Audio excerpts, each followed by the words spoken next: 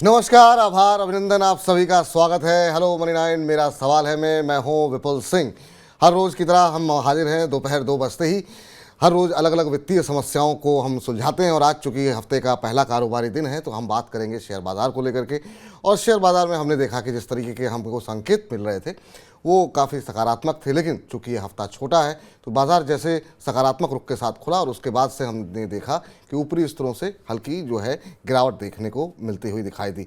आज की अगर बात करें तो निफ्टी में हमने देखा कि बाज़ार की जो ओपनिंग हुई थी वो हुई थी 17,427 पर और उसी के इर्द गिर्द निफ्टी ने हाई लगाया 17,428 का और उसके बाद से हमने देखा कि बाज़ार ऊपरी स्तरों से नीचे हल्का होता हुआ दिखाई दिया और अब एक सीमित दायरे में कामकाज कर रहा है। आज का दिन का निचला स्तर जो छुआ है वो है 17,312 का और अभी उसी के इर्द गिर्द 17,350 के आसपास निफ्टी जो है कामकाज करता हुआ दिखाई दे रहा है। आज हम देख रहे हैं कि 50 में से 26 शेयर ऐसे हैं जहां पर कि हम देख रहे हैं कि थोड़ी मजबूती है और 24 शेयरों में जो है वो गिरावट देखने को मिल रही है। और आज की जो मजबूती है उसमें हम देख रहे हैं कि खासतौर से जो ऑटो सेल्स के नंबर आए हैं उसकी वजह से ऑटो में हम देख रहे हैं कि अच्छी खासी मजबूती देखने को मिल रही है। इसमें हम देख रहे हैं मारुति शामिल है, बजाज ऑटो में हम देख रहे हैं 2% के आसपास की तेजी है, हीरो मोटोकॉर्प में भी हम देख रहे हैं करीब 3-3.5% के आसपास की गिरावट है। दबाव कहाँ देखने को मिल रहा है? दबाव देखने को मिल रहा है बीपीसीएल के अंदर, ऑल मार्केटिंग कंपनीज, खासतौर से ओपेक को लेकर के जो खबर आई है उसके बाद हम देख रहे हैं दबाव देखने को मिल रहा है। अदानी पे खबर आई है, अदानी समूह पे हम इस कार्यक्रम में चर्चा करेंगे और वहाँ हम देख रहे हैं दबाव 2% से ज़्यादा का देखने को मिल रहा है। इन्फोसिस टूटा हुआ है 1.5%, अपोलो हॉस्पिटल में भी दबाव देखने को मिल रहा है। आपके कोई सवाल है 9311211874, इस पर आप हमें व्हाट्सअप करिए और जो भी दुविधा आशंका आपके मन में शेयर बाजार को लेकर के है उसके बारे में आप हमसे प्रश्न पूछ सकते हैं। कितने शेयर लिए हैं, किस भाव पे लिए हैं, कितने समय तक होल्ड कर सकते हैं, ये तमाम डिटेलिंग के साथ अगर आप प्रश्न पूछेंगे तो हम भी उतने ही विस्तार पूर्वक आपके प्रश्नों के उत्तर देने का प्रयास करेंगे। अब आपको रूबरू कराते हैं हमारे आज के खास मेहमान नितलेश पावस्कर जी से, जो कि तकनीकी रूप से बाजार को देखते हैं, पढ़ते हैं, समझते हैं और अपनी राय देते हैं। नितलेश जी, बहुत बहुत स्वागत है आपका। और हमने देखा शुक्रवार को एक अच्छी खासी तेजी रिकवरी शॉर्ट कवरिंग देखने को मिली। अब चूंकि ये हफ्ता थोड़ा छोटा है और इस पर हम देख रहे हैं कि मंगलवार को भी बाजार बंद रहेगा और शुक्रवार को भी बंद रहेगा, तो कोई बड़ी पोजीशन लेना चाह नहीं रहा है। इसको लेकर के थोड़ी सी एक दुविधा है, खासतौर से जब बाजार लोअर लेवल से 200-300 पॉइंट ऊपर हो चुका है। अभी क्या करना चाहिए? क्या अभी भी आपकी रणनीति वही रहेगी कि मौजूदा स्तर से शॉर्ट किया जाए, या आपको लगता है कि थोड़ा सा बाजार यहाँ पे समय लेगा, कंसोलिडेशन का समय देखने को मिलेगा और अभी थोड़ा रुकना चाहिए? क्या आपकी राय रहेगी? देखो, मैंने मेरे क्लाइंट्स को शॉर्ट का रिकमेंडेशन दिया है, लेकिन आज का जो मार्केट है वो काफी बोरिंग है। मैंने 2 ट्रेड्स दिए थे, दोनों में स्टॉप लॉसेस हिट हो चुके हैं। देखो, स्टॉप लॉसेस को बोलना काफी इंपॉर्टेंट होता है, क्योंकि टारगेट के बारे में ज्यादा हम लोग बात करते हैं तो स्टॉप लॉस के बारे में बोलना काफी इंपॉर्टेंट है। तो मार्केट एक ही टाइट रेंज में और ऊपर नीचे कर रहा है, और यहाँ पे मैं एक चीज कहना चाहूंगा, जो भी स्पेशल ऑप्शंस बायर है, तो अप्रैल का एक्सपायरी जो है वो उसमें काफी दिन का छुट्टी है, तो प्रीमियम डीके होने के चांसेस ज्यादा है। तो अगर आप बेटर है, एक तो इंट्राडे पोजीशंस बनाओ या फिर पोजिशनल मंथली एक्सपायरी का कॉल या फिर पुट ऑप्शंस ले सकते हो आप। और मेरा जो व्यू है मार्केट के ऊपर वो सेलिंग का ही व्यू है। मैंने कल एक भी कहा था कि खुलते ही मार्केट को बेचना है आज के दिन, और एग्जैक्टली उसी हिसाब से मार्केट में देखने को मिला है, लेकिन मोमेंटम ही नहीं है। और मुझे लग रहा है ये तूफान के पहले की शांति है, तो दोनों साइड की स्टॉप लॉसेस हिट होने के चांसेस आपके ज्यादा है। अगर आपको निफ्टी में या फिर बैंक निफ्टी में अभी फ्रेश अगर बिकवाली करनी होगी, तो आप एक ही चीज का ध्यान रखना, जब तक निफ्टी 17,280 ये लेवल को ब्रेक डाउन ना करे तब तक फ्रेश बिकवाली ना करे।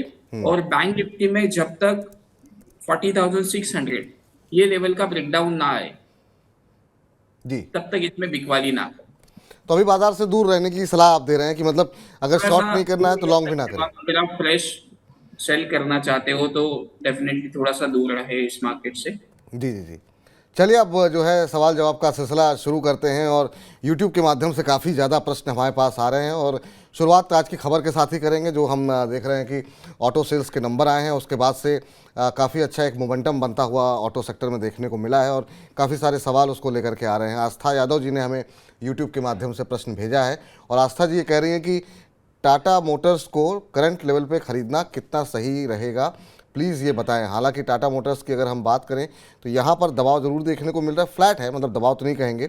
बाकी अपने पीयर जो कंपनीज़ हैं इस सेक्टर की, वहाँ पर जिस तरह का मोमेंटम बना हुआ है उसके मुकाबले थोड़ी सुस्ती देखने को मिल रही है और पिछले 6-8 महीने के अगर चार्ट पे भी नज़र डालें तो एक रेंज में ही शेयर कामकाज कर रहा है। क्या कुछ सलाह रहेगी? आस्था जी अभी करंट लेवल पे खरीदना चाह रही हैं, खरीदना चाहिए या अवॉइड करना चाहिए? देखो 427 एक इम्पॉर्टेंट लेवल है। अगर ये ब्रेकआउट कर देता है तो ऊपर के साइड में आप 415 के स्ट्रिक्टली स्टॉप लॉस मेंटेन रख के पोजीशंस बना सकते हो 427 रुपीज के ब्रेकआउट के ऊपर। हम्म। चलिए, इस बीच आज के पहले जो हमारे साथ फोन लाइन पे दर्शक जुड़ चुके हैं उनसे भी जरा बातचीत कर लेते हैं। रोहित जी हमारे साथ बातचीत करने के लिए जुड़े हैं। रोहित जी नमस्कार। सर नमस्कार। नमस्कार सर, कैसे हैं आप? Sir all well sir, all well, God grace, I am fine sir. कहाँ से बोल रहे हैं सर और क्या करते हैं? सर मैं गुड़गांव से कर रहा हूँ सर, मैं इन्वेस्टमेंट बैंकिंग में हूँ सर। चलिए, बहुत अच्छी बात है सर। तो ये तो आपके मनपसंद विषय है, शेयर बाजार और तमाम चीज़ें। तो कहाँ दुविधा है, क्या आपका प्रश्न है? इनको हाँ सर, प्रश्न सिंपल सा था सर। जो मार्केट में जो भी टर्मोइल चल रहा है अभी और जो भी ग्लोबल इकोनॉमिक हम लोग सिनेरियो भी देख रहे हैं, तो उसके बाद अगर कुछ मतलब 1 लाख रुपए के आसपास का अगर निवेश मुझे करना हो तो फंडामेंटली कुछ जो है स्ट्रॉन्ग आप जो है मुझे स्टॉक्स अगर सजेस्ट। जी जी बिल्कुल। और आपने ये तय कर रखा है कि आपको बैंकिंग में नहीं जाना है? सर बैंकिंग में मैं काफी बड़ा पोर्टफोलियो होल्ड करता हूँ सर। अच्छा, होल्ड कर, चलिए फिर तो खैर सही बात है, आप इन्वेस्टमेंट बैंकिंग से जुड़े हुए हैं। जी, तो इस पर थोड़ा सा सर गाइड करें सर। ठीक है। आज हम आपको जो है रोहित, जो तकनीकी रूप से जो मजबूत शेयर हैं वो नितले जी से पूछ के बताते हैं, और बाकी जब अगला हमारा कार्यक्रम होगा तो फंडामेंटली कौन सी कंपनियां अच्छी लग रही हैं उस पर भी हम आपका सवाल लेंगे। लेकिन आज के लिए ज़रा हम आज हमारे साथ जो मेहमान हैं वो बाज़ार को चार्ट्स के नज़रिए से पढ़ते हैं, उनसे हम पूछते हैं कि वो क्या कुछ कह रहे हैं। 2-3 शेयर ये पे दांव लगाना चाहते हैं 1 साल के नज़रिए के लिहाज से। बैंकिंग का इन्होंने अपना, चूँकि इन्वेस्टमेंट बैंकिंग में काम कर रहे हैं तो उन्होंने अपना एक ठीक ठाक पोर्टफोलियो बना रखा है। बैंकिंग छोड़ करके 1 साल के लिए अगर 2-3-4 शेयर चुनने हो जहाँ पर ये 1 लाख रुपए टोटल निवेश करना चाह रहे हो, तो आप क्या कुछ सजेस्ट करेंगे? हालांकि उन्होंने टारगेट जो हमें भेजा था सवाल वो 20 से 30% का था कि ये 20 से 30% का रिटर्न वहाँ पर चाह रहे हैं। तो क्या मौजूदा हालात में ये संभव है 1 साल के नज़रिए के साथ? नितलेश जी, आपकी राय? थोड़ा सा वेट एंड वॉच करना पड़ेगा आपको। अगर उनको स्पेशली बैंकिंग से, मैं तो डेफिनेटली एक चीज कहूंगा, बैंकिंग से दूर रहना चाहिए। मुझे लग रहा है कुछ ना कुछ एक्सपीरियंस पेंटिंग है और लग रहा है कि यहाँ से एक डाउनसाइड मोमेंटम और देखने को मिल सकता है। तो एज ऑफ नाउ हम लोग कोई भी स्टॉक को इतना ट्रैक नहीं करें, लेकिन एक एनएचपीसी काउंटर है जिसको मैं क्लोजली ट्रैक कर रहा हूँ, इसके ऊपर थोड़ा सा आप ध्यान दे सकते हो। एनएचपीसी को, एनएचपीसी अगर 42 का लेवल क्रॉस कर देता है तो यहाँ से आप ब्रेकआउट के ऊपर बाइंग कर सकते हो। जी। और अगर ये काउंटर फील समझो थोड़ा सा नीचे मिलता है 37 के आसपास, तो 34 रुपीज के स्टॉप लॉस के साथ आप इसमें बाइंग पोजीशंस बना सकते हो। सिर्फ एक ही स्टॉक को मैं क्या कर रहा हूँ, ट्रैक कर रहा हूँ बाइंग के लिए, थोड़ा सा और दूसरा चीज नहीं देख रहा हूँ। और एक लूपिन का काउंटर है जो एज ए डिस्क्लोजर मैंने जस्ट कल ही मेरे क्लाइंट्स को दिया है, लेकिन इसमें एक चीज का ध्यान रखें आप, 655 रुपीज के ऊपर अगर ये निकलता है तो 640 का ही स्ट्रिक्टली स्टॉप लॉस लगाना है। और ऊपर में टारगेट की अगर हम लोग बात करेंगे तो 720 के आसपास का हम लोग एक टारगेट प्लान कर सकते हैं। ओवरऑल जो मेरा व्यू है वो सेलिंग का ही है, इस वजह से थोड़ा सा बाइंग से दूर रहे। आने वाले समय में आपको अच्छा खासा मौका मिल सकता है। ये जो तेजी आई है मुझे लग रहा है कि एक डेड कैट बाउंस की तरह आई है। मैंने शो में भी कहा था कि यहाँ पे मैं बिकवाली नहीं करूंगा, क्योंकि यहाँ पे सबको मार्केट मंदा लगने लगा है और अब यहाँ पे मार्केट सबको तेज लगने लगा है, तो यहाँ पे थोड़ा सा कॉशियस रहना पड़ेगा आपको। तो ये 2 स्टॉक को आप ट्रैक कर लेना, एनएचपीसी 42 रुपीज के ऊपर और लुपिन को 655 रुपीज के ऊपर आप देख सकते हो, 640 का स्ट्रिक्टली स्टॉप लॉस। तो आपको ये 2 शेयर रिकमेंड किए गए हैं, लेकिन आपके लिए सलाह ये है कि भी थोड़ा धैर्य रखिए। बाज़ार काफ़ी वॉलेटाइल है और हो सकता है जो शेयर आपको रिकमेंड किए गए हैं 2, ये भी आपको थोड़े से नीचे जो है सस्ते और मिल जाए। तो थोड़ा सा धैर्य रखिए, एक बार बाज़ार की दिशा स्पष्ट हो जाए उसके बाद अपने पैसे लगाइए, ताकि जो आप लक्ष्य सोच रहे हैं 20-30% का रिटर्न वो आसानी से आपको मिल सके। अब इस बीच अगले दर्शक का सवाल लें उससे पहले जो है अदानी समूह पर जो है हम देख रहे हैं खबरें थमने का नाम नहीं ले रही हैं। अदानी ग्रुप के लिए हालांकि एक राहत की खबर है कि नेशनल कंपनी लॉ ट्रिब्यूनल यानी कि एनसीएलटी ने अदानी पोर्ट की तरफ से कराईकल पोर्ट के अधिग्रहण को मंजूरी दे दी है। अदानी पोर्ट ने कराईकल पोर्ट के लिए 1485 करोड़ रुपए का ऑफर दिया था, जिसे अन्य कंपनियों की तरफ से चुनौती दी गई थी। उधर सीमेंट कारोबार के विस्तार को लेकर अदानी ग्रुप की तरफ से कहा गया है कि विस्तार के लिए फंड की व्यवस्था बाहरी विकल्पों से नहीं की जाएगी, फंड जुटाने के लिए आंतरिक विकल्प ही पर्याप्त है। इधर अदानी ग्रुप ने 2028 तक सीमेंट उत्पादन की क्षमता को दोगुना बढ़ा करके सालाना 14 करोड़ टन रखने का लक्ष्य किया है। उधर कैपिटल मार्केट सेबी ने अदानी ग्रुप की ऑफशोर डील की जांच भी शुरू की गई है और जांच में ये पता किया जाएगा कि डील के दौरान नियमों का उल्लंघन तो नहीं किया गया।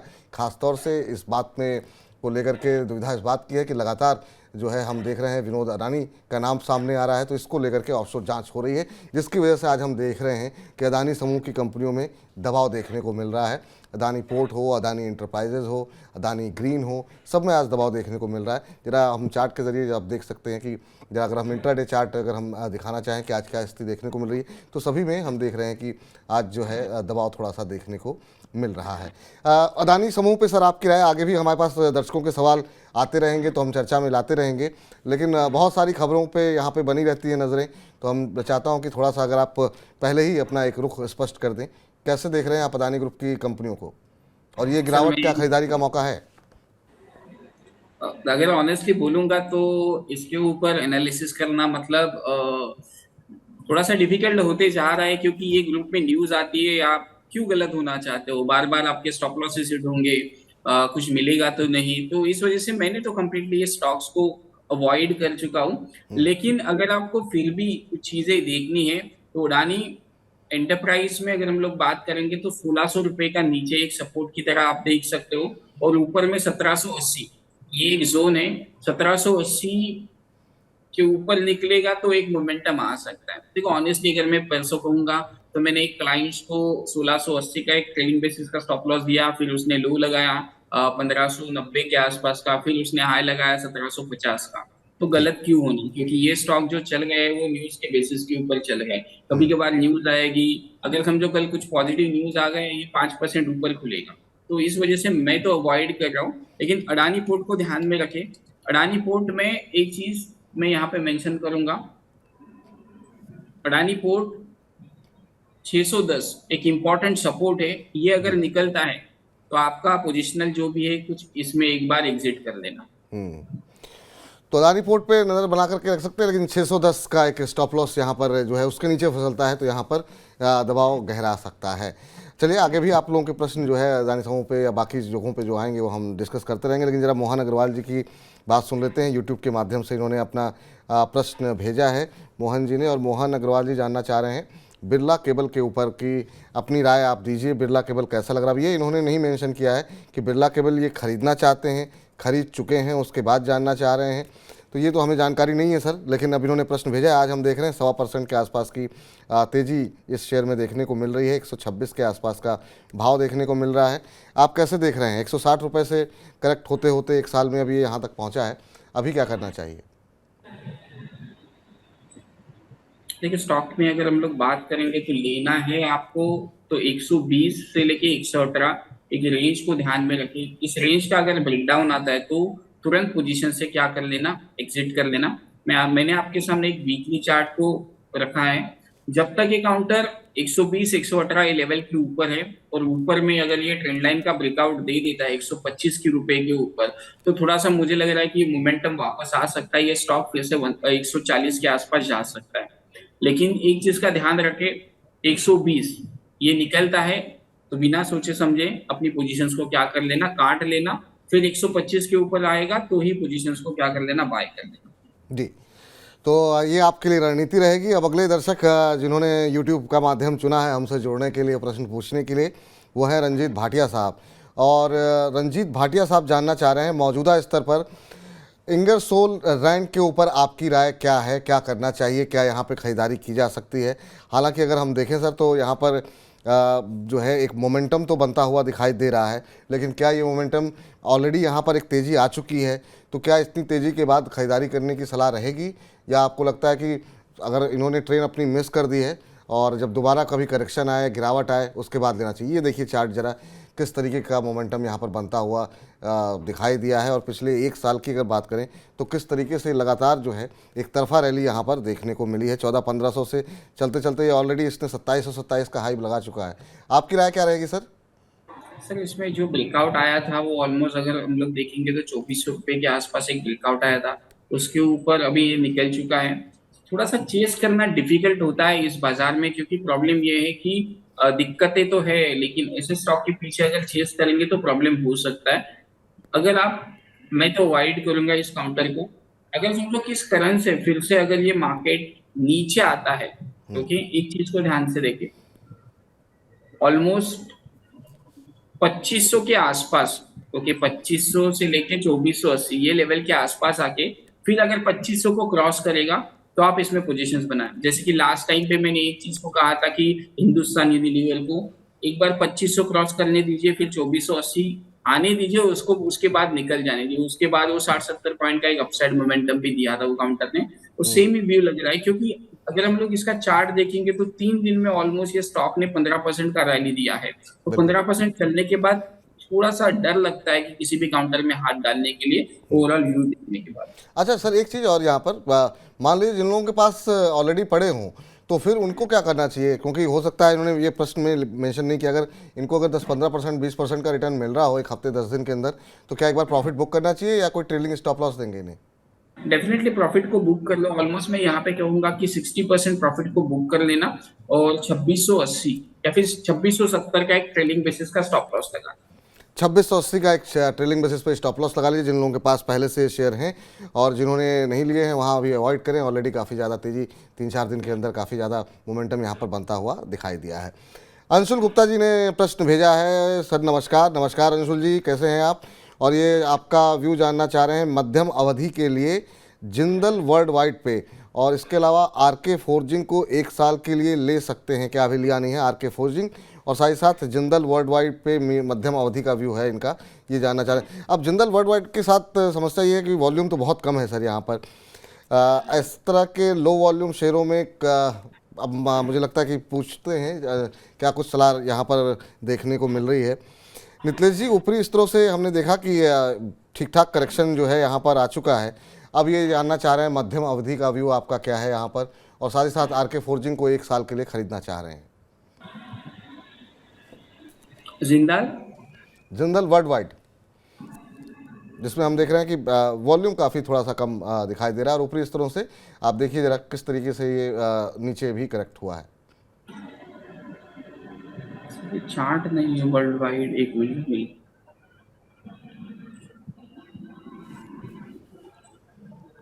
साथ ही साथ आरके फोर्जिंग पर भी ये जानना चाह रहे हैं आपका व्यू कि यहाँ पर क्या करना चाहिए, क्या यहाँ पर होल्ड करना चाहिए, नहीं करना चाहिए, और 1 साल के लिए यहाँ पे क्या खरीदारी की जा सकती है।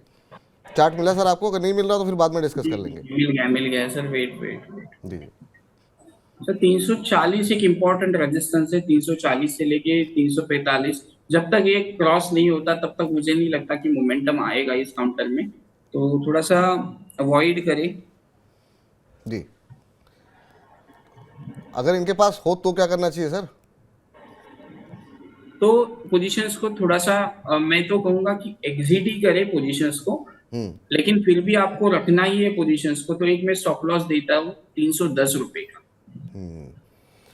एग्जिट कर लीजिए सर। अगर होल्ड करना है तो एक जो स्टॉप लॉस जो है बताया जा रहा है उसका जो है उसको आप फॉलो कीजिए, वही आपके लिए ज़्यादा बेहतर रहेगा। उम्मीद करते हैं कि आपको आपका व्यू जो है वो मिल गया होगा। राहुल डेविड जी कह रहे हैं good afternoon sir. Very good afternoon Rahul ji, और आप नियमित रूप से कार्यक्रम में जुड़ते रहते हैं, अपने प्रश्न पूछते रहते हैं, बहुत बहुत धन्यवाद आपका। और आज भी आपके जो प्रश्न आएंगे वो हम कार्यक्रम में अवश्य शामिल करेंगे। लेकिन इस बीच सर, जैसा कि अभी हमने बताया अपने दर्शकों को कि ऑटो सेल्स के नंबर देखने को मिले हैं।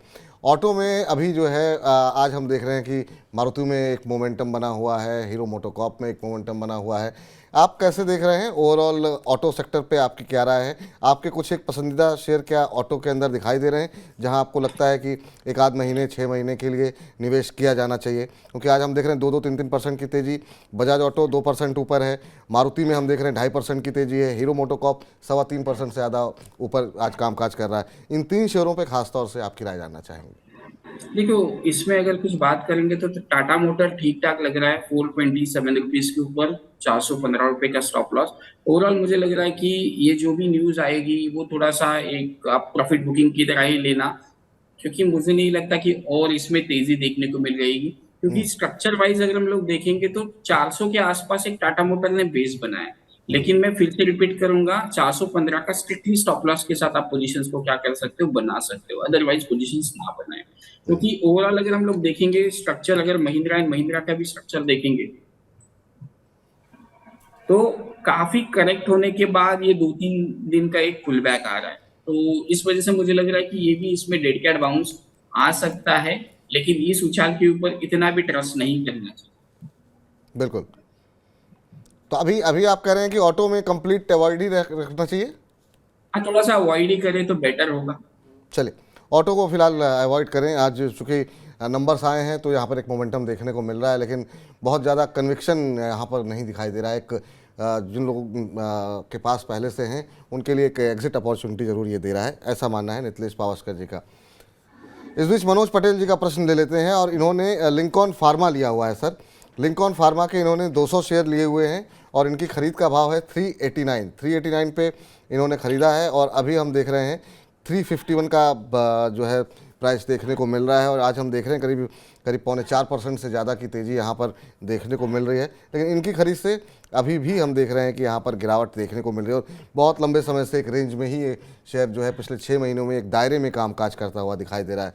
ये दायरा टूटेगा क्या? कुछ सलाह रहेगी आपकी, इनको क्या करना चाहिए? 389 होल्ड करें पोजीशंस को, होल्ड करें? होल्ड करें। कोई स्टॉप लॉस देंगे क्या? कब तक बने रहें? स्टॉप लॉस एक चीज में यहाँ पे कहना चाहूंगा, 335 के आसपास का एक स्टॉप लॉस लगा लें। अगर समझो 358 ये लेवल को क्रॉस कर देता है तो सिर्फ 10 रुपए के स्टॉप लॉस के साथ छोटा क्वांटिटी फिर से ऐड कर देते, क्योंकि इसका जो स्ट्रक्चर मुझे लग रहा है वो सेम ग्लेनमार्क फार्मा जैसे स्ट्रक्चर लग रहा है जी। ठीक है सर, चलिए इस बीच जो है अगले दर्शक से बातचीत कर लेते हैं, और अगले दर्शक हमारे साथ हैं आशीष शर्मा जी, जो कि हैं जयपुर से। जी हाँ, बहुत अच्छी बात है आशीष जी, नमस्कार। और आप जानना ये चाहते हैं, पतंजलि फूड इन्होंने 1042 रुपये पर 100 शेयर जो है इन्होंने ले रखे हैं, और इन्होंने जो है एवरेजिंग भी इसमें की है। उसके बाद एवरेज प्राइस इनकी जो है वो 1042 के आसपास आ रही है। अब ये कह रहे हैं कि 1 साल तक हम होल्ड कर सकते हैं, मुझे क्या 1 साल तक को होल्ड करना चाहिए? पतंजलि फूड्स पे बहुत सारी खबरें रहीं और उसकी वजह से बीच में हमने देखा काफ़ी वोलेटिलिटी भी यहाँ पर देखने को मिली थी। ऊपरी स्तरों से जो है काफ़ी करेक्शन भी यहाँ पर हमने देखा कि आ चुका है। अब इनकी खरीद 1042 की है, जो कि इन्होंने कई बार एवरेजिंग करने के बाद यहाँ तक पहुँचे हैं, लेकिन उसके बावजूद ये काफ़ी नुकसान में है। करीब करीब 100 रुपये पर शेयर के नुकसान में है। 952 का भाव आज देखने को मिल रहा है, करीब 2.25% के आसपास की गिरावट है। पतंजलि फूड्स पे काफ़ी सवाल आ रहे हैं सर ऊपरी स्तरों पे, क्योंकि बहुत तेज़ी के साथ मोमेंटम बना था तो काफ़ी लोग ऊपरी स्तरों पर फंसे हुए हैं। तो क्या करना चाहिए जो लोग ऊपरी स्तरों पर फंसे हुए हैं, और जिन लोगों को खरीदारी करनी है, जो लोग एवरेजिंग कर रहे हैं, क्या इन लेवल्स पे कोई अपॉर्चुनिटी दिखाई दे रही है आपको? देखो, पतंजलि में अगर हम लोग, मैं पहले भी कहा था कि 1000 के नीचे जाएगा तो और तेजी से गिरेगा। तो अभी के लिए जो मार्केट है, मार्केट का मूड और माहौल देख के लगता है कि उछाल में ही आपको एग्जिट ही करना पड़ेगा। थोड़ा सा एक मैं स्टॉप लॉस दूंगा, वो काफी दूर का स्टॉप लॉस है। वो स्टॉप लॉस बन के आएगा 910 रुपए का। 910 रुपए के स्टॉप लॉस के साथ आप पोजीशंस को क्या कर सकते हो, होल्ड कर सकते हो। और ऊपर में ये जो गैप है, वो गैप को आपको देखना पड़ेगा। ऑलमोस्ट 1100 से लेके 1050, ये गैप में कंसोलिडेशन करके ब्रेकआउट आता है तो ऊपर में आपको क्या देखने को मिल सकता है, तेजी देखने को मिल सकती है। तो अभी के लिए पोजीशंस को होल्ड करें 910 रुपए के स्टॉप लॉस के साथ। चलिए, तो 910 रुपये के स्टॉप लॉस के साथ पोजीशन को होल्ड करने की सलाह यहाँ पर आपके लिए दी जा रही है। इस बीच अगले दर्शक राहुल द्रविड़ जी, जो हमारे साथ अभी जो है जिनसे हमने नमस्कार किया था, उनका प्रश्न अब ले लेते हैं, और जरा हम चाहेंगे कि ज़रा उनका प्रश्न स्क्रीन पर लेकर के आया जाए। और इनका प्रश्न है इंडस टावर के ऊपर। 50 शेयर इन्होंने लिए हुए हैं इंडस टावर के, और इनकी खरीद 198 रुपये की है। अब एवरेज करना चाह रहे हैं, कह रहे हैं कि मुझे किन लेवल्स पे जो है एवरेज करना चाहिए। क्या, पहले तो ये जानना चाहेंगे आपसे कि क्या एवरेजिंग इंडस टावर में करनी चाहिए कि नहीं। 198 पे इनकी खरीद है, 143 का भाव देखने को मिल रहा है। आज लगभग फ्लैट जो है शेयर ट्रेड करता हुआ दिखाई दे रहा है, और इन्होंने इनकी खरीद थोड़ी सी ऊपर की है, क्योंकि हमने देखा कि जो इसका 52 वीक हाई है उसी के इर्द गिर्द इन्होंने जो है वो खरीदारी की है। 230 का 52 वीक हाई है और 200 के आसपास की इनकी खरीद है। तो ऊपरी स्तरों से अब काफ़ी करेक्शन आ चुका है। अब ये एवरेज करना चाह रहे हैं, क्या एवरेजिंग करनी चाहिए या शांति से अभी बैठे रहना चाहिए? जी सर, अवॉइड करें, अभी एवरेज ना करें। अगर समझो ये 130 को ब्रेक डाउन कर देता है नीचे की साइड में जी। और उसके बाद फिर 140 को क्रॉस कर देता है तो आप एवरेज कर लेना, क्योंकि आपको नीचे में एक 10 रुपए का स्टॉप लॉस मिल सकता है। क्योंकि जनरली ये क्या हो सकता है, बड़े प्लेयर्स यहाँ पे छोटे प्लेयर्स को एग्जिट करेंगे वीकली चार्ट के ऊपर ब्रेकडाउन देखने के बाद, तो यहाँ से एक मोमेंटम आ सकता है। मैं फिर से रिपीट करता हूँ, 130 को ब्रेकडाउन होना चाहिए और उसके बाद 140 के ऊपर जाना चाहिए। तो 10 रुपए के स्टॉप लॉस के साथ आप पोजीशंस को क्या कर लेना, बाय कर लेना, लेकिन अभी नहीं, एक बार उसको ट्रैप करने दीजिए। एक बार ट्रैप हो जाए, एक बार नीचे आने दीजिए सर राहुल जी, तब उसके बाद आप एवरेज करिएगा। थोड़ा आप धैर्य रखिए, अब इतने समय से आप होल्ड कर रहे हैं तो थोड़ा सा और धैर्य दिखाइए। इस बीच अपने दर्शकों को बता दें कि अगर आप भी राहुल जी की तरह प्रश्न पूछना चाह रहे हैं तो यूट्यूब के माध्यम तो है ही है आपके पास, लेकिन आप अगर हमसे बातचीत करना चाह रहे हैं, नितले जी से सीधे बातचीत करना चाह रहे हैं, हमसे बातचीत करना चाह रहे हैं तो 9311211874 ये हमारा व्हाट्सएप नंबर है, जिसके ज़रिए आप अपने हमें सिर्फ व्हाट्सएप कर दीजिए कि आपने कितने शेयर ले रखे हैं, कौन से शेयर ले रखे हैं, किस भाव पे ले रखे हैं और कितने समय तक होल्ड कर सकते हैं, और अपना नाम और शहर का नाम भेज दीजिए ताकि हम आपसे संपर्क कर सकें और आपसे बातचीत करके आपकी जो तमाम दुविधाएं हैं, आशंकाएं हैं शेयर बाज़ार को लेकर के, वो हम दूर कर सकें। नितलेश जी लगातार आपको जो है चार्ट के माध्यम से बता रहे हैं कि आपके स्टॉप लॉस क्या होने चाहिए, टारगेट क्या होने चाहिए, ये तमाम प्रश्न आप हमसे पूछ सकते हैं। तो चलिए अगले दर्शक का प्रश्न अब हम लेते हैं और अब बातचीत कर लेते हैं आशु जी से। आशु जी जानना ये चाह रहे हैं कि लंबी अवधि के लिए ये अपनी राय दीजिए दीपक फर्टिलाइज़र को लेकर के। ये दीपक फर्टिलाइज़र पे निवेश करना चाह रहे हैं शायद, अब ये नहीं पता है कि भाई आप दीपक जी ये भी बता दिया कीजिए कि शेयर आपने ले रखे हैं या लेना चाह रहे हैं। लॉन्ग टर्म व्यू हम आपको बिल्कुल दिलवाते हैं। आज हम देख रहे हैं कि एक मोमेंटम बना हुआ है, निश्चित रूप से 3-3.25% शेयर ऊपर है और अभी क्या करना चाहिए ये पूछते हैं। एक अच्छी खासी तेज़ी हमने देखा था जुलाई के आसपास, जून जुलाई के आसपास बननी शुरू हुई थी, मई जून जुलाई में, और ये शेयर जो है हमने देखा था कि 1000 लेवल के आसपास तक भी गया था और वहाँ से इसमें लगातार जो है एक करेक्शन देखने को मिल रहा है सर दीपक फर्टिलाइज़र में। अब 565 पे आ गया है, लॉन्ग टर्म नज़रिया ये लेना चाह रहे हैं, आपकी सलाह क्या हो? इसलिए देखो 480 से लेके 450 इस रेंज में अगर मिलता है तो यहाँ पे आप पोजीशंस को क्या कर लेना, धीरे धीरे करके ले सकते हैं, लेकिन नीचे में 420 रुपए का स्ट्रिक्टली स्टॉप लॉस मेंटेन करें। ये मैं क्यों कह रहा हूँ, क्योंकि जो ब्रेकआउट आया था कप एंड हैंडल पैटर्न का, तो उसी लेवल के आसपास वो रिटेस्ट करने आ रहा है। तो ये जो जोन है 480 से लेके 450, ये बाइंग का जोन हो सकता है, लेकिन नीचे में आपको स्टॉप लॉस जो है वो 420 रुपए का स्ट्रिक्टली लगाना पड़ेगा जी, तो जो आपको अभी थोड़ा इंतज़ार कीजिए, 50-60-100 रुपये करीब जो और नीचे करेक्ट हो जाए, उसके बाद जो है आप यहाँ पर एंट्री करेंगे लंबी अवधि के लिहाज से तो ज़्यादा बेहतर रहेगा। बाकी जो स्टॉप लॉस बताए गए हैं नितलेश जी की तरफ से, उनका अवश्य आप ध्यान रखिए इस तरह के बाज़ार में। इस बीच अगले दर्शक हमारे साथ मंजास कुमार सिंह जी ने पूछा है और इनका जो तमाम पावर क्षेत्र की कंपनियों को लेकर के इनका प्रश्न है और ये कह रहे हैं मेरा इसमें पहले से भी निवेश है, उसमें पीटीसी शामिल है, इसमें आरईसी शामिल है, इसमें पीएफसी, तमाम जो बिजली वितरण कंपनियां हैं सरकारी, उसके ऊपर इन्होंने दांव लगाया है। कुछ इन्होंने शेयर खरीद रखे हैं और शायद ये कुछ और ख़रीदना भी चाह रहे हैं, इसलिए जानना चाह रहे हैं कि पीटीसी, आरईसी और पीएफसी को किस लेवल पे ख़रीदना चाहिए, पहले से भी मेरा निवेश है।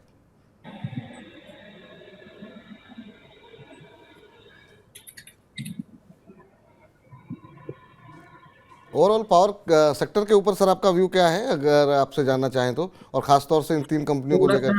सा लग रहा है कि ये जो स्टोरी थी वो थोड़ा सा अभी ठंडा पड़ सकता है ये स्टोरी, क्योंकि जो मोमेंटम आया था पीएफसी में, एनटीपीसी में, वो अभी कूल डाउन हो चुका है। तो यहाँ पे थोड़ा सा वेट करते, 1-2 दिन का और सिचुएशन देखते और उसके बाद हम लोग क्या करेंगे, पोजीशंस को देखेंगे। लेकिन मैं सिर्फ आपको लेवल बता देता हूँ पीएफसी का। पीएफसी अगर नीचे में अगर 140 के आसपास मिलता है तो वहां पे आप क्या कर सकते हो, पोजीशंस बना सकते हो और तब हम लोग स्टॉप लॉस को प्लान करेंगे 134 रुपीज के आसपास। जी सर, अब एक चीज़ आपसे समझना चाहेंगे, एक और सेक्टर है जिसमें कि काफ़ी ज़्यादा प्रश्न आते हैं, वो है और कहीं ना कहीं वो ब्याज दरों के बढ़ने पे बहुत लोगों के प्रश्न तो आने लगे, लेकिन बहुत लोग दूरी भी बना रहे हैं, वो है रियल एस्टेट। रियल एस्टेट में चाहे वो ब्रिगेड इंटरप्राइजेज हो, डीएलएफ हो, इनमें से क्या अभी आपको कोई अच्छा लग रहा है? क्योंकि अब आने वाले दिनों में बहुत लोग ये कह रहे हैं कि मैक्सिमम अगर बढ़ोतरी होगी तो एक बार और होगी, उसके बाद से अब शायद ब्याज दरें घटने का दौर शुरू हो। तो क्या ये जो इंटरेस्ट रेट सेंसिटिव सेक्टर हैं उनमें अब थोड़ी थोड़ी बाइंग करनी चाहिए, अवॉइड करना चाहिए? DLF, brigade enterprises, Prestige estate, इनमें आपका व्यू क्या निकल करके आ रहा है? रियल एस्टेट सेक्टर पे आपकी राय क्या होगी? देखो, रियल एस्टेट सेक्टर में ठीक है, मैं डीएलएफ को क्लोजली ट्रैक कर रहा हूँ, लेकिन 400 रुपए के ऊपर मैं देखूंगा। लास्ट शो में आई थिंक आपके चैनल पे कहा था या फिर मुझे याद नहीं आ रहा, लेकिन मैंने जीएमआर इंफ्रा को रिकमेंड किया हुआ है 38 39 के आसपास, फिर 41 रुपीज के ऊपर भी रिकमेंड किया है। तो मुझे लग रहा है कि ये स्ट्रॉन्ग ब्रेकआउट देने की कोशिश कर रहा है, लेकिन कैश में लेना है। पहले ही मैं चीज को करता हूँ, क्योंकि जीएमआर इंफ्रा फ्यूचर्स वगैरह ना ले। कैश में अगर आप देखना चाहते हो तो पोजीशंस को देख सकते हो, कम क्वांटिटी के साथ लेना है। स्टॉप लॉस अभी काफी बड़ा आ रहा है, क्योंकि मैंने 38 पे भी रिकमेंड किया था, 41 के आसपास भी रिकमेंड किया था। क्योंकि इसका अगर हम लोग वीकली चार्ट देखेंगे तो मुझे लग रहा है कि यहाँ से एक ब्रेकआउट आना चाहिए। कम क्वांटिटी में लेना है, स्टॉप लॉस को थोड़ा सा नीचे ही रखेंगे हम लोग 37 के आसपास का, और टारगेट थोड़ा सा बड़ा प्लान करेंगे ऑलमोस्ट 60 रुपीज के आसपास का।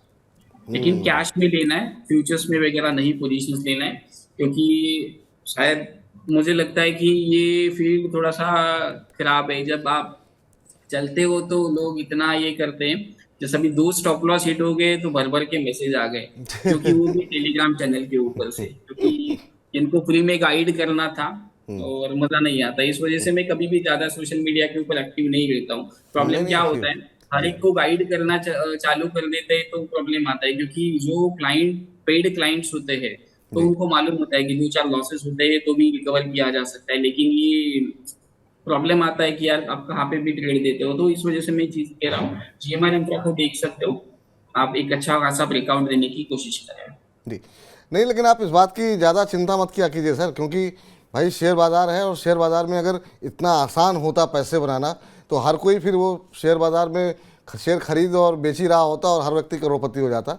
तो निश्चित रूप से जब आप 50 चीज़ें कोई सलाह देते हैं, उनमें से कुछ चीज़ें सही होंगी, कुछ चीज़ें गलत होंगी, और सबसे बड़ी बात यह है कि ओवरऑल जो लोग आपको फॉलो कर रहे हैं उनको साल भर में क्या मिल रहा है, क्या 1 साल 2 साल में वो लॉस में है, क्या उन्होंने पैसे कमाए, ये ज़्यादा महत्वपूर्ण है। रोज़ रोज़ तो बिल्कुल आप ज्योतिष तो नहीं है कि ये बिल्कुल बातें सही हों आपकी। चलिए, इस बीच जो है तमाम सारे दर्शक जुड़ रहे हैं प्रश्न अपना पूछने के लिए। अगले दर्शक का प्रश्न लेते हैं, और हमारे साथ रवि जी ने प्रश्न भेजा है, और रवि जी का प्रश्न है गेल के ऊपर। अच्छा, इन्होंने ले रखे हैं 50 शेयर, 78 रुपये के भाव पर इन्होंने लिए हुए हैं, और 50 शेयर गेल के इन्होंने लिए हुए हैं। इसके अलावा एस्ट्रल के भी है, लेकिन उस पर बाद में बात कर लेंगे रवि जी। अभी जरा गेल के ऊपर जरा बात कर लेते हैं, क्योंकि गेल के ऊपर काफ़ी प्रश्न आ रहे हैं, और गेल इस तरह के वोलेटाइल मार्केट में भी हमने देखा है कि बड़ा अच्छा इस शेयर ने परफॉर्म किया है एक तरीके से, और परफॉर्मेंस देखने को मिली है गेल के अंदर। क्या कुछ सलाह रहेगी सर? अब थोड़ी सी रुकावट आती हुई दिखाई दे रही है, लेकिन प्रॉफिट में है, ये क्या करना चाहिए इनको? थोड़ा सा होल्ड करें पोजीशंस को, 105 से लेके 108 इस रेंज में कंसोलिडेट करके फिर अगर ब्रेकआउट देता है तो हम लोग 120 के टारगेट के लिए क्या कर सकते हैं, प्लान कर सकते हैं।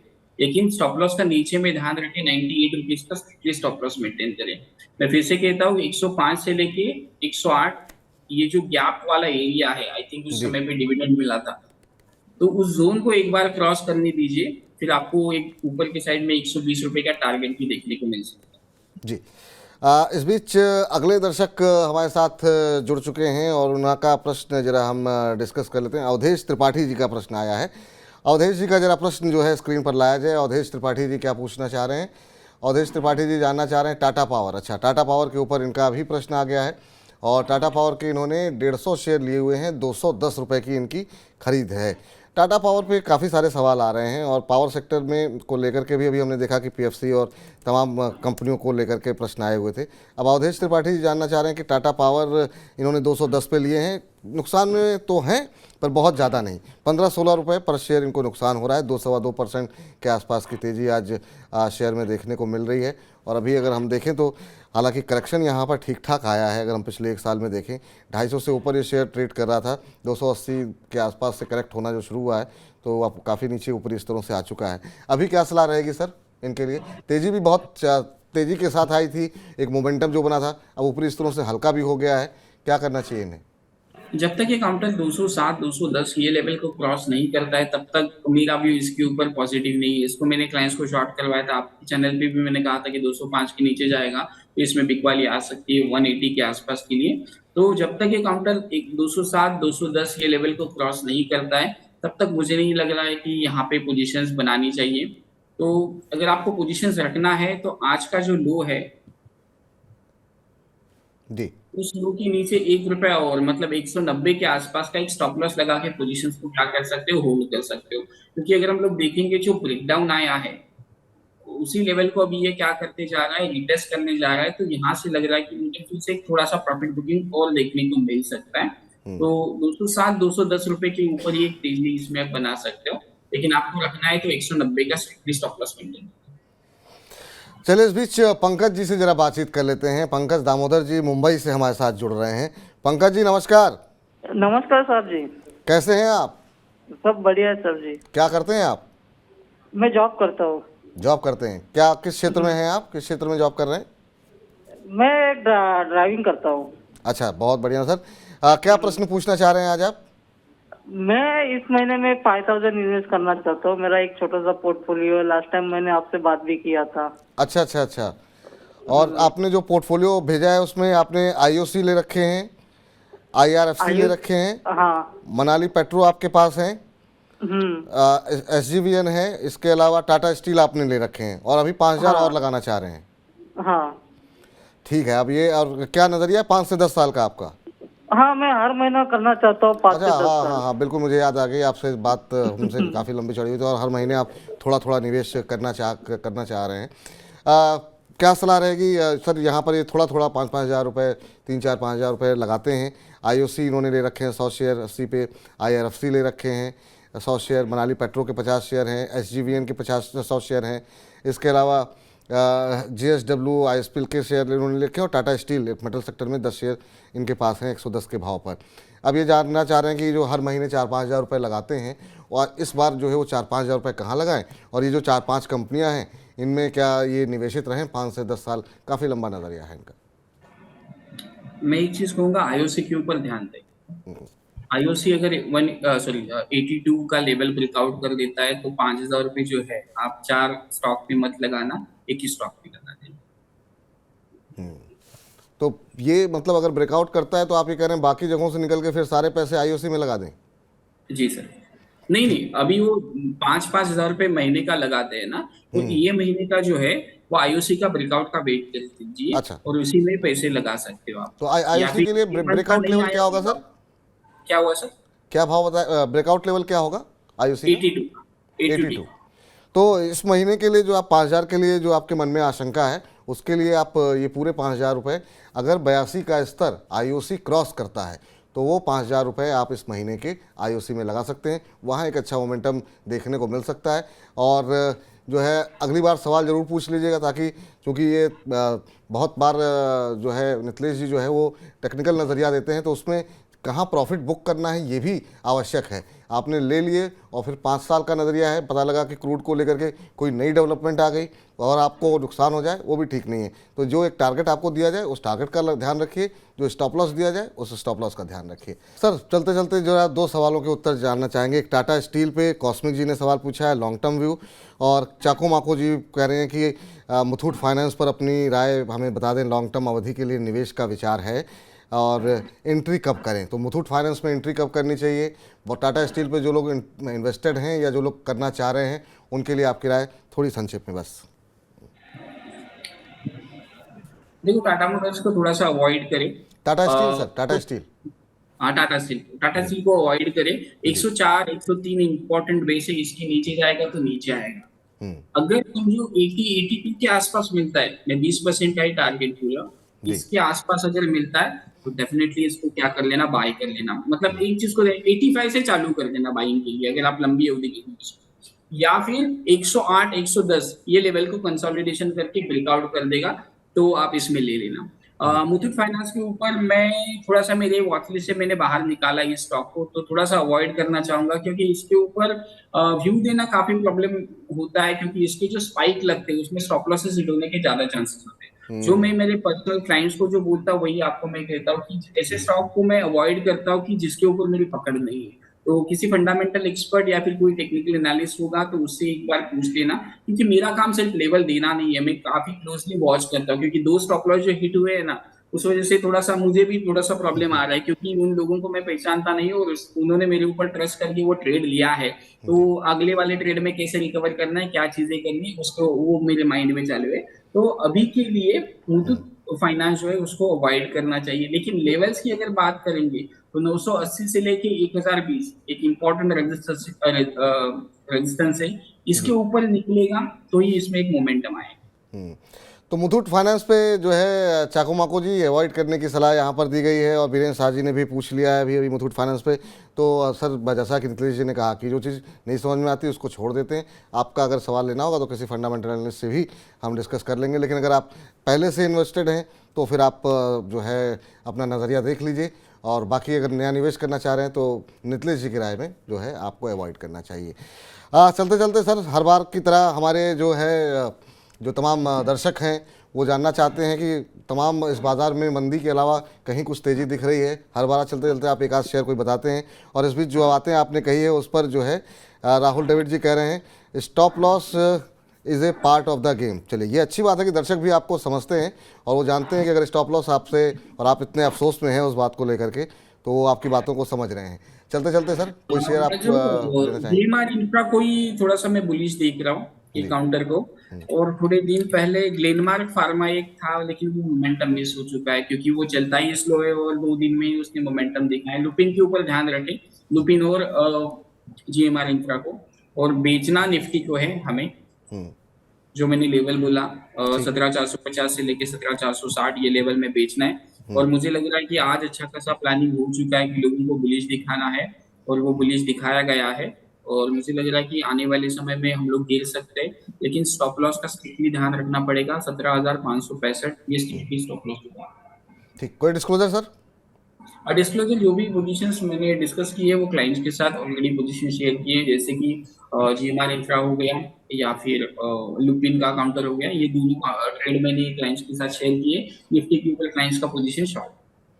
बहुत बहुत शुक्रिया, बहुत बहुत धन्यवाद नीतीश जी। जब भी आप आते हैं, और हम तो हर हफ्ते आपसे बातचीत कर रहे हैं, तमाम अच्छी सारी प्रतिक्रियाएं दर्शकों की तरफ से भी मिलती हैं, और आप जिस लगन के साथ कामकाज कर रहे हैं और दर्शकों को के मुनाफे को लेकर के जितना आप परेशान रहते हैं, बहुत बहुत शुक्रिया। ऐसे ही आप आगे बढ़ते रहें, खूब तरक्की करें, यही हम चाहते हैं। फिलहाल आज के इस कार्यक्रम में हमको इस कार्यक्रम को समेटना पड़ रहा है, लेकिन हर रोज़ दोपहर 2 बजे जुड़ना मत भूलिए, और दोपहर 2 बजे कल प्रियंका संभव जी होंगी आपके साथ, और इंश्योरेंस से जुड़े हुए तमाम प्रश्न लेकर के, जो आपके प्रश्न होंगे, चिंताएं होंगी, उसका हल वो ढूंढेंगी। अपने सवाल हमें भेजते रहिए 9311121874 पर। मुझे दीजिए इजाज़त, लेकिन मनी 9 के साथ आप लगातार बने रहिए। फिलहाल के लिए नमस्कार।